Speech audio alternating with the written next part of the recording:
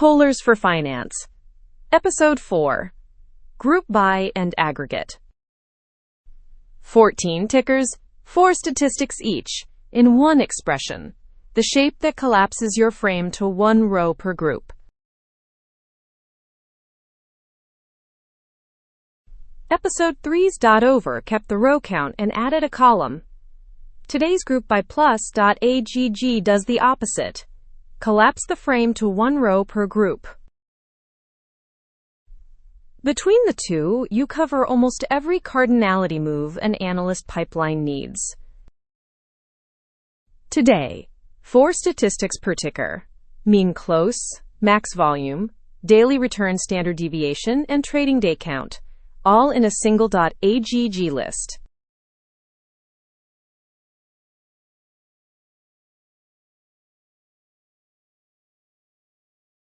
We're going to compute 4 statistics for every ticker in one call.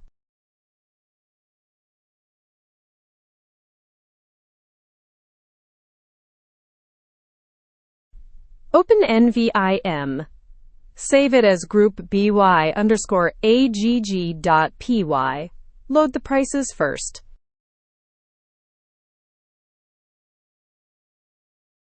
Daily returns first. The same .over ticker pattern from episode 3. We need this column to compute the per ticker volatility downstream.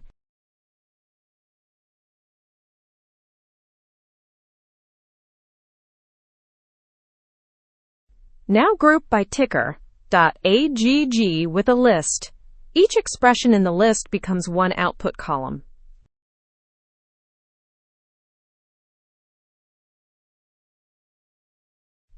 Four expressions: mean of close, max of volume, standard deviation of daily returns, count of trading days, each one aliased.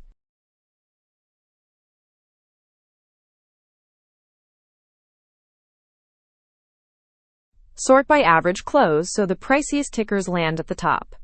Then print the result.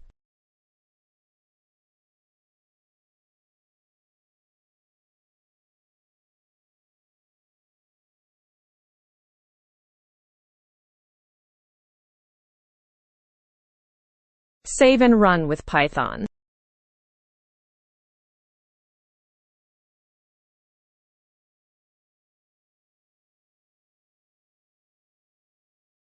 "14 rows.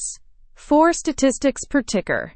SPY leads on price, TSLA, and NVDA on volatility, and every ticker has the same 2009 trading days.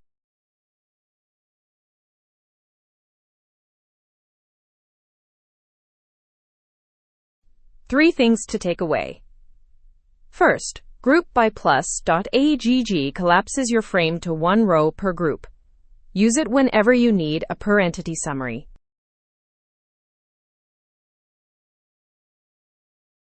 Second, always alias every aggregation.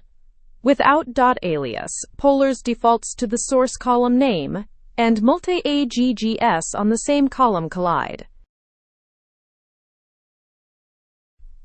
Third, .over keeps the row count, GroupBy reduces it.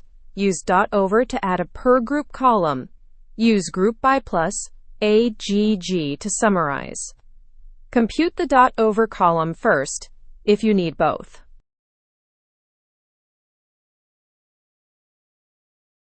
Like, subscribe, comment, and share if this helped. Subscribe to the playlist for the next episode.